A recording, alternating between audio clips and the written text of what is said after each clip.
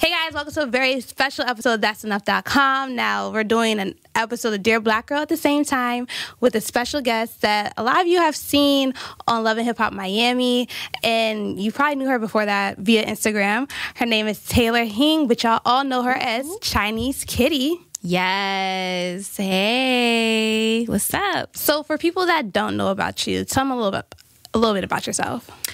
Well, me, I'm 23 years old. I'm from Brooklyn, New York. I traveled around the world when I was younger. My mom used to go everywhere. So, you know, I got a little bit of everywhere in me. I got a little bit of Atlanta and a little bit of LA, just everything. So I'm just very cultured.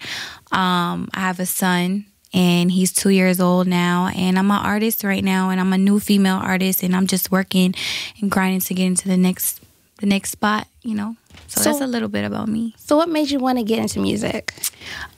Music is something that I always wanted to do. I just never really believed in myself before until, you know, I had the right person behind me, the right people behind me pushing me to do something that I always wanted to do. So, yeah. And I know you're a mommy. You're actually our third mommy we've ever had. Really? Yes. And what's motherhood taught you so far? Motherhood has made me the most hardworking person that I could ever be. Like, before I had him, I just really wasn't focused on anything. And then, you know, being a mother has really just pushed me to, like, literally never stop grinding. So, yeah. All right. So as part of Dear Black Girl, what we do is have our guests pick 5 songs that relate to their life. Yeah. And we're going to count down to the soundtrack of your life, kicking off with number 5. Okay, so number 5, I would do Drake, Child's Play. Mm-hmm. That song just reminds me of me because I just feel like, I mean, I'm a pretty girl, you know. Guys are cool, but sometimes you really just gotta, like, really show them, like, you're that chick. Like, they're cool, but everything is about you. You get what I'm saying? So he just really explains, like, girls have fun and we do what we want to do sometimes. So that's definitely me. So was there ever that moment where you had to explain that to a guy because he wasn't understanding? Oh, yeah. Actually, a guy that I used to talk to used to just play that song for me every time. Like, this is you. This is you. Child's Play. This is you. You always want to play games.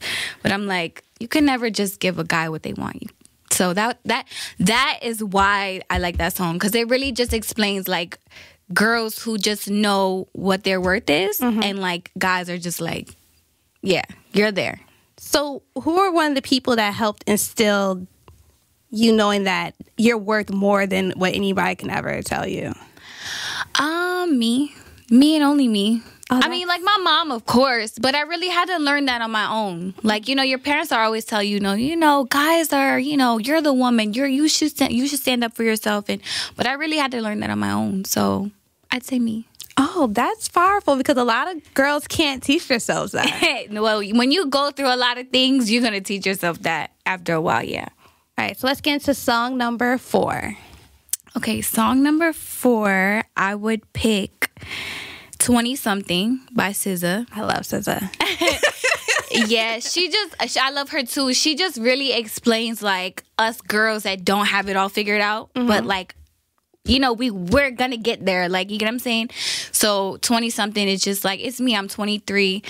I don't have everything together. I'm not perfect. And I'm getting there. I'm grinding to get there. So, you know, like I said, I'm a young mom. I'm a new female artist. You know, I don't make the right choices all the time. So 20-something just really reminds me of me. Like, she just really explains, like, she's a girl, you know? She makes mistakes, but this is who she is. I remember reading somewhere that when you first found out you were pregnant, your mom was your biggest support system. Yeah. How important was that for you, for her to be like, it's okay, we got this, we're going to get through this? Yeah, at first my mom was so against it, but it was just like, I knew I was going to have the baby, like, regardless. So she just was like, okay, I'm going to have to support her. And, you know, I didn't have the male support that I needed, so she was like the male support, you know. She was there, like, when I was just depressed, she just always kept me going. Like, even after I had him, you know, I think most girls go through the post-traumatic postpartum. Yeah. Yes, there we go. And I definitely was going through that, like, heavy. So she was just like that's when she really came my support system, because, you know, me having him and trying to get back into my career, it was so hard. Like, I just felt like I wanted to give up, but she just was like, no, I have 4 kids and I never gave up. So, you know, I really thought it was over for me after one child. You know, you don't have people around you with kids.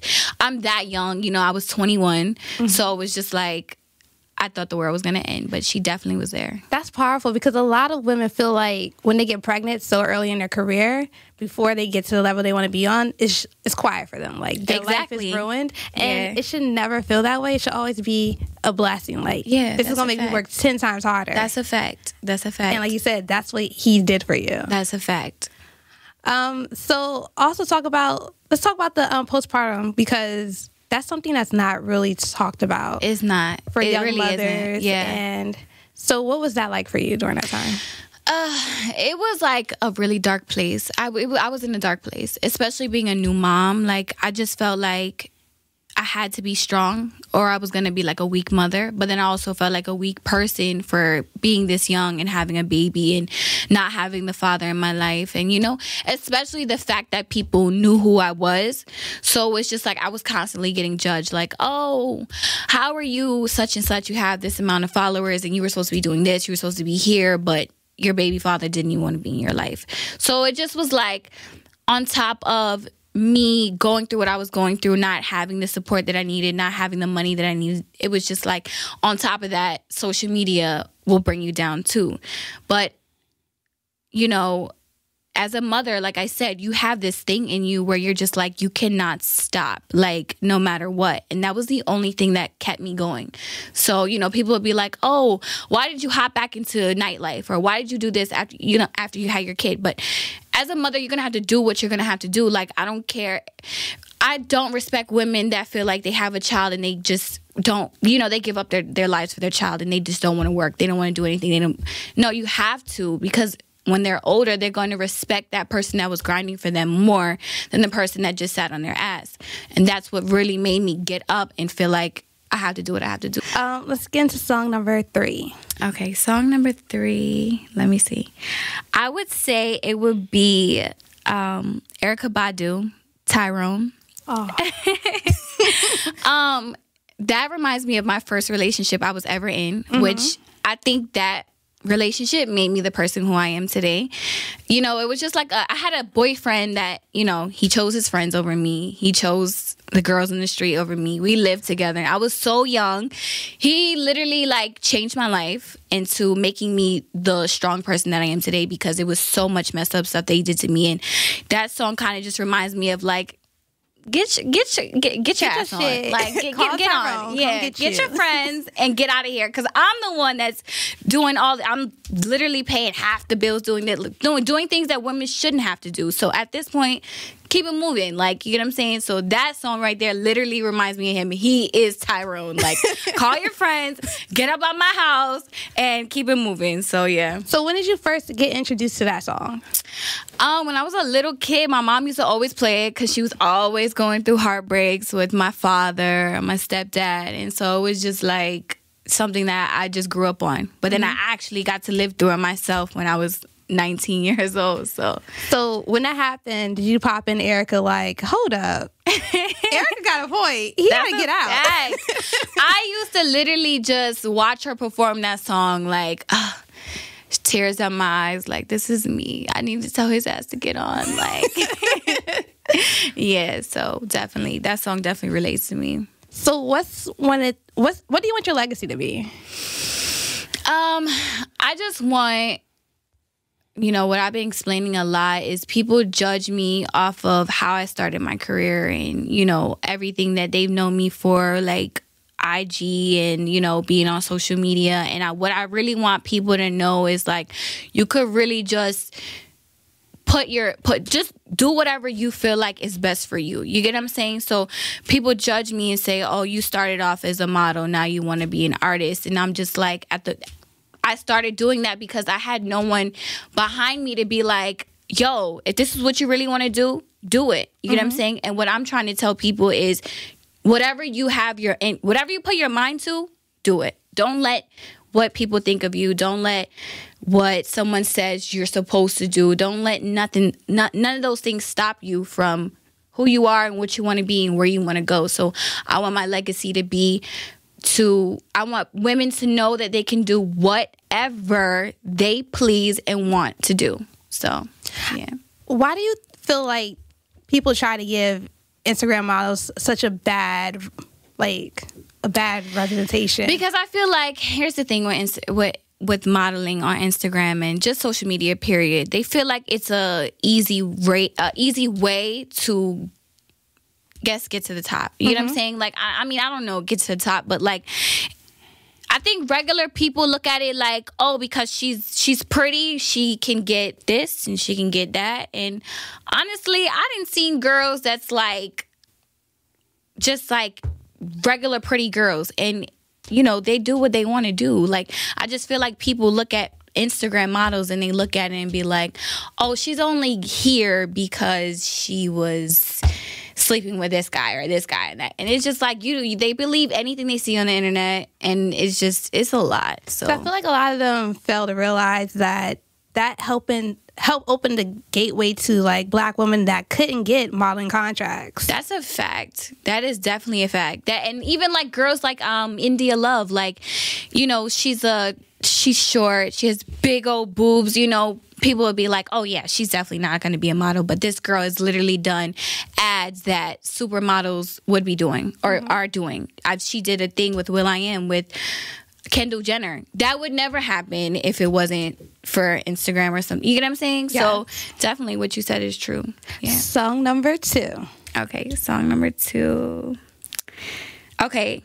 I can curse on here, right? Yes. It's Illest Bitch Alive from Wale. I love that song. Yeah. Off of, Ambition, right? Yeah.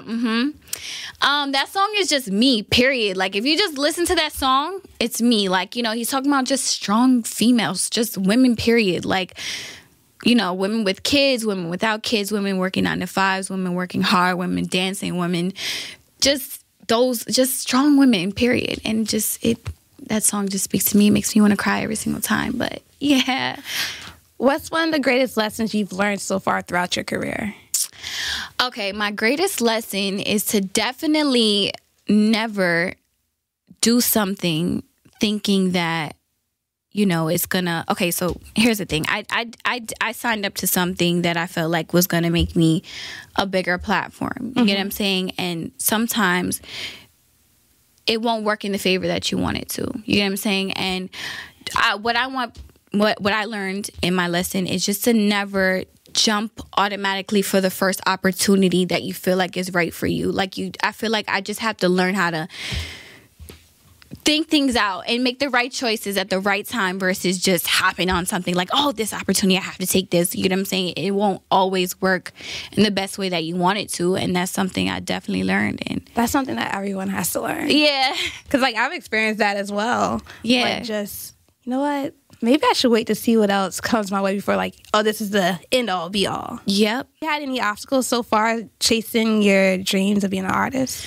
Of course. I mean, every day I get, like, of course I get, you know, hateful comments like, you know, this music thing isn't your passion. And, you know, I have people that been, you know, rapping since they were born, and people like, you know, and they'll be coming at me like, oh, you're not taking this serious. You're just doing this because of Love and Hip Hop or this and that. And I'm just like, no, you just know me now because of Love and Hip Hop, but you don't know me. You know what I'm saying? So those things, what my whole thing is, I'm just trying to get people to stay away from me just being that pretty girl, like actually understand me as an artist, as a person. You know what I'm saying? And it's working for me now. Now that like I said, when you keep going at something, it's going to work. Yeah.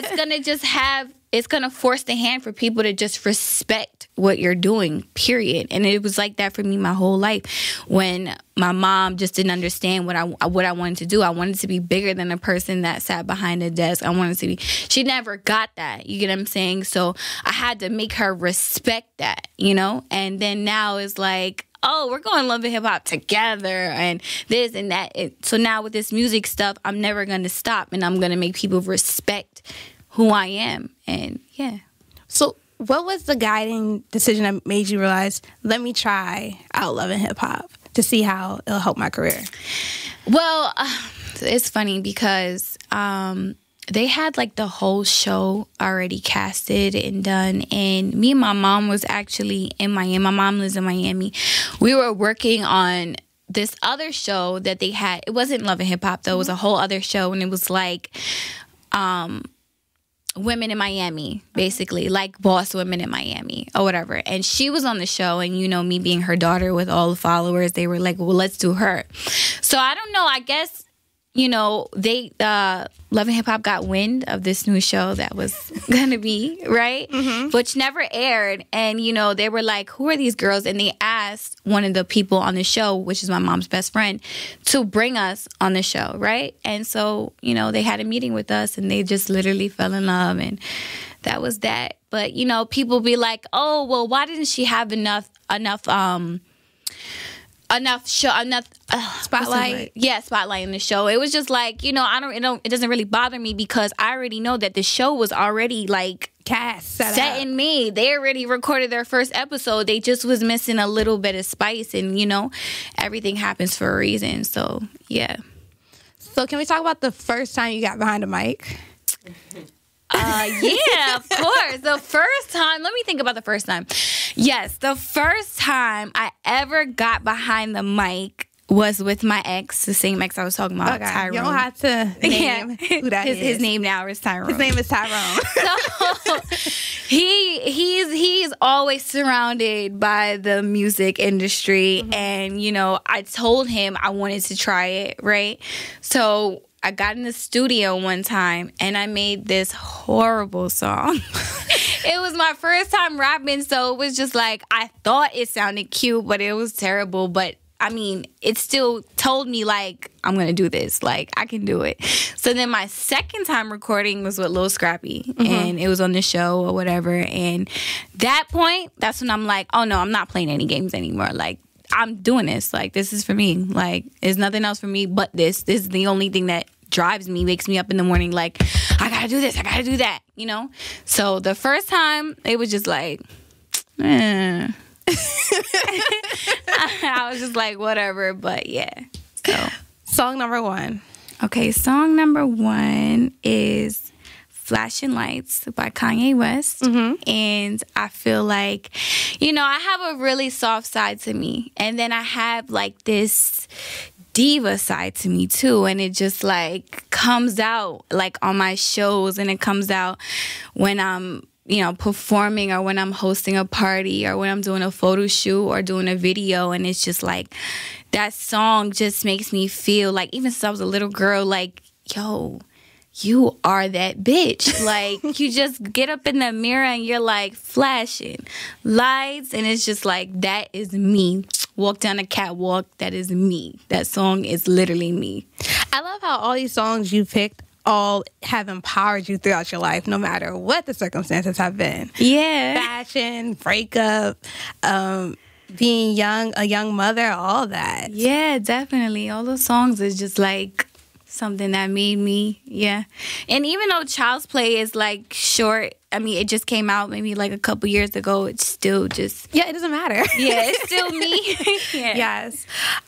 So what's one of the things you're really working towards as far as like career and life? Right now, I'm just focused on music, and I'm just working towards making... I don't know, getting that one song. Yeah, going platinum, going gold in one day. Shout out to Cardi B. Like, yeah, like just that. Who wouldn't want those goals as an artist? Every artist wants those goals. Even males, you know? So, yeah, definitely. So, right now, I'm just working, music. And, you know, I can't just throw everything out at one time. But, you know, as I'm taking my slow pace, one day it'll get there. So... And I think it's dope because you're coming up in an era where women are starting to just slowly take over, especially in rap. Like, you have the Cardis, Nickies, and Remy, but you also have, like, the Cuban Savage. Yes. The Cash Dolls and all them coming up. Yes, that's a fact. Yeah. So how does it feel to be in this new revolution? I'm just happy to be a part of it. I'm happy that I jumped. I came out with my music at the right time. If I tried to come out like 2 years ago or like a year ago, they'd be like, dub. But like you said, now that it's female rap time, it's like everyone's getting heard, especially if your shit is fire. So yeah. So what should people expect when they pop in one of your records or come to one of your performances? It's just gonna be turned, period. And it's just, you're gonna feel the female energy when I'm on stage. You know, I did a show in South by Southwest and it was barely any female performances, and it was just like I felt the women in the crowd when I was there. You get what I'm saying? Like it was a male show, but I felt the women in the show because they were like, yes, that's a fact. So definitely, you know, you might see some, you know, twerking, you might see some jumping up and down. You're gonna get everything from me. So okay, so we have to leave early because she has to listen to her record gets played for the first time on Hot 97. Yeah. But before we go, you have to drop your Dear Black Girl open letter. Dear Black Girl, you're the baddest bitch. Signed, Chinese Kitty.